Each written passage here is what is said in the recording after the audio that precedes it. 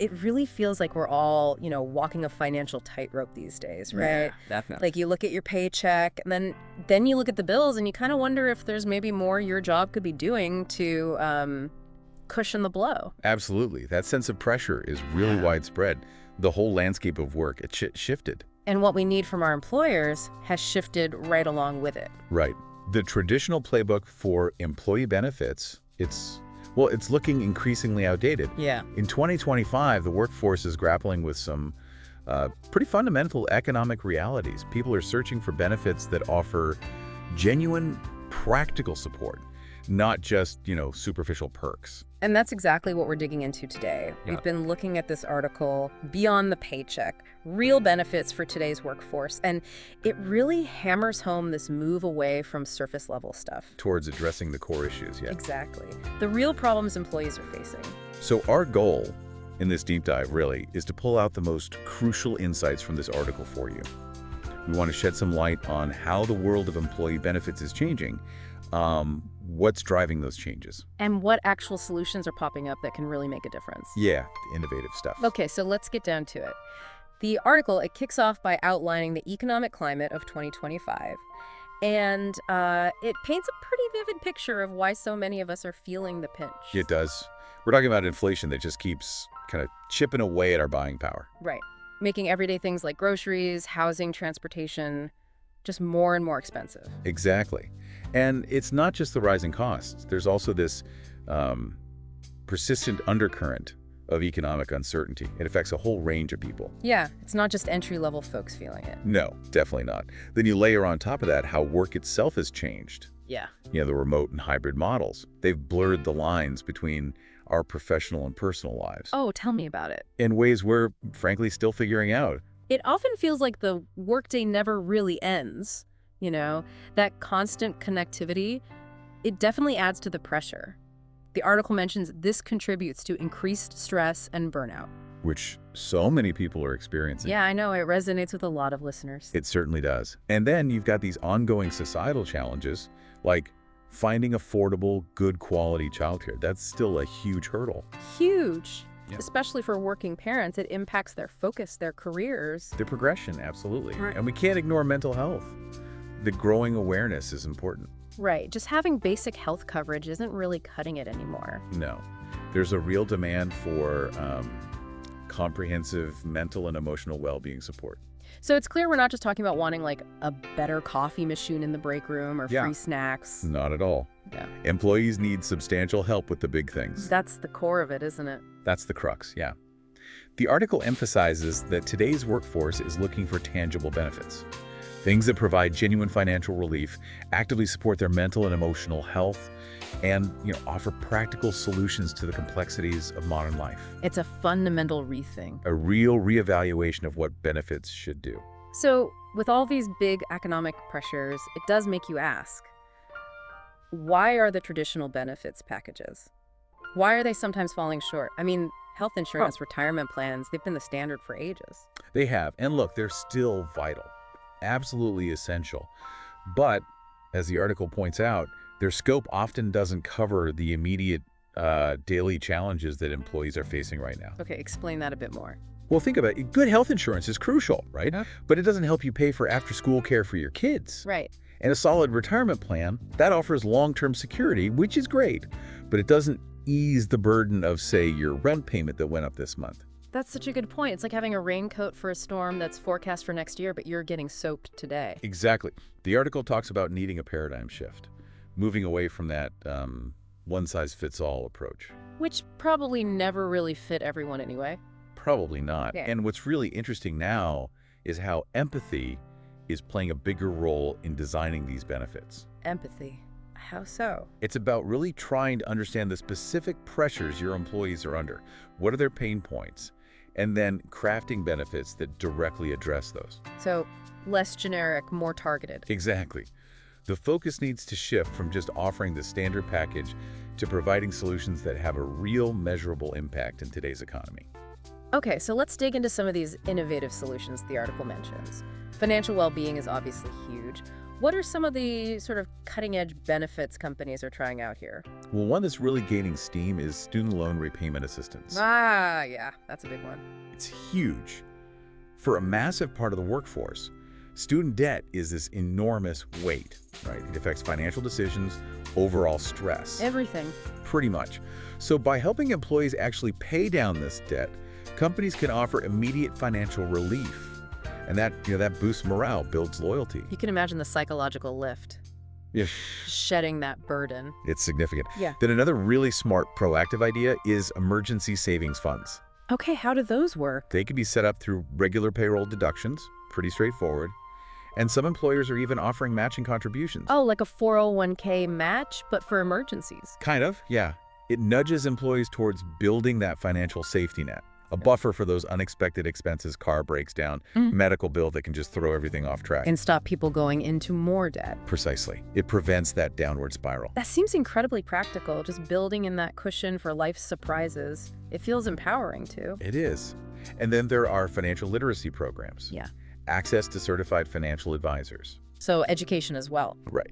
Giving employees the knowledge and tools to make smart decisions about their money budgeting, saving, understanding investments, things like that.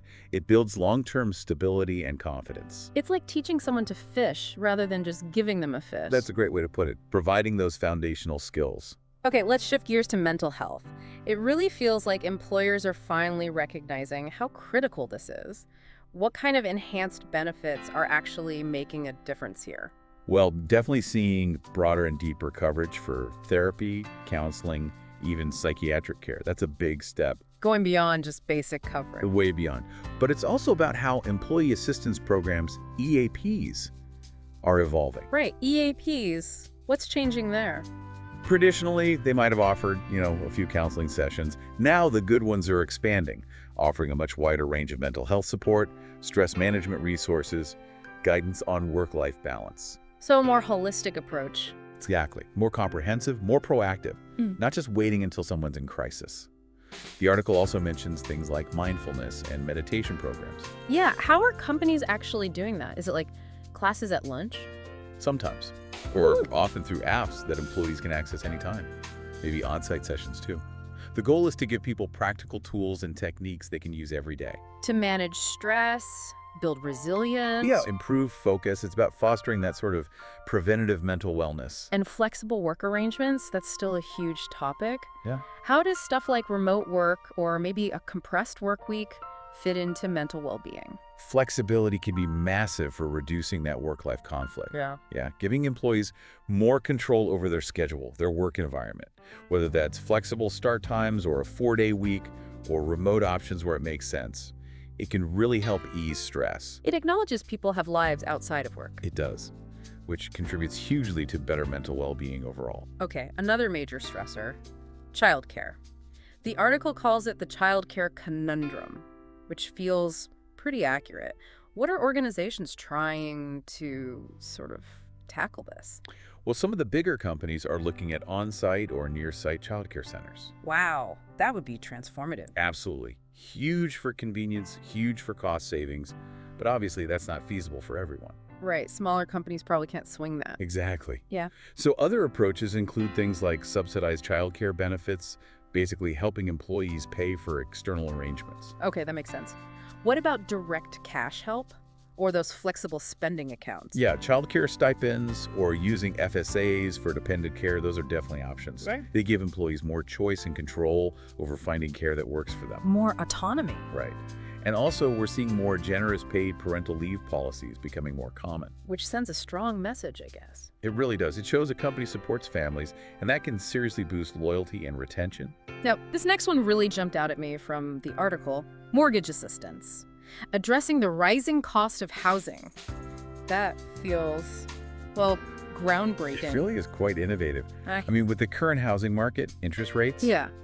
homeownership is just feeling out of reach for so many people. Tell me about it. So the article highlights this company, Multiply Mortgage, as an example. Yeah. They partner with employers to offer some really unique mortgage benefits. Okay, like what does that actually look like for an employee?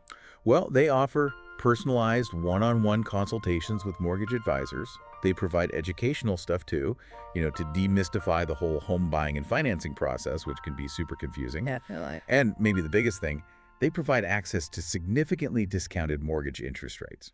Discounted rates. How significant are we talking? The article suggests it could mean thousands, potentially tens of thousands, in savings over the life of the loan. Wow. Okay, that's not just a small perk. That's a game changer for someone trying to buy a home. How did they get those lower rates? Apparently, they've built up this network, like 15 to 20 different lenders. And through that network, they can negotiate and access rates that are below what you typically find on the market. Huh. Smart. It is. So by partnering with a company like that, employers can directly tackle a massive financial stressor for their people. Think about the impact on well-being, security, loyalty. Yeah, that's huge. Really forward-thinking. Definitely a forward-thinking benefit. So beyond these big areas, finance, mental health, childcare, housing, did the article mention any other interesting sort of problem-solving benefits? Yeah, a few others are popping up. Things like commuter benefits, subsidized transit passes, help with parking costs. That can ease the financial and the stress burden of just getting to work. Especially with gas prices and transit fares. Exactly. Also, pet-friendly workplaces and even pet insurance are becoming more common. Really? Pet insurance? Yeah, recognizing that pets are a huge part of many employees' lives and well-being. That is interesting. It shows they're thinking broadly about well-being. What else? Professional development and upskilling opportunities. These aren't just about career growth, they also boost well-being. How so? By giving people a sense of purpose, progress, and maybe more job security in a changing economy. Makes sense. Feeling like you're learning and growing. Right. And one more that's gaining traction, especially with an aging population, caregiving support. For elder care, you mean? Elder care, or caring for other family members with needs, providing resources, maybe assistance, finding care. That's becoming increasingly important for employees juggling those responsibilities. Yeah, that's another major, often hidden stressor. Absolutely. So when you sit back and look at all this, it really does feel like a fundamental shift, doesn't it, in how companies need to approach benefits. It really does. It's not just about ticking boxes on the standard package anymore. Because that package, it's just not enough for today's world. Often, no. It's insufficient to address the complex challenges employees are dealing with, especially in this economic climate. People need tangible solutions, real help. Help that directly eases financial strain, supports mental health. Bolsters resilience, provides practical support for things like childcare, housing, the real stuff. So it sounds like companies that get this, that strategically invest in these kinds of problem-solving benefits. Yeah. They're really investing in their people's future. And their own future, too. That's the key takeaway. It's not just, being a nice employer.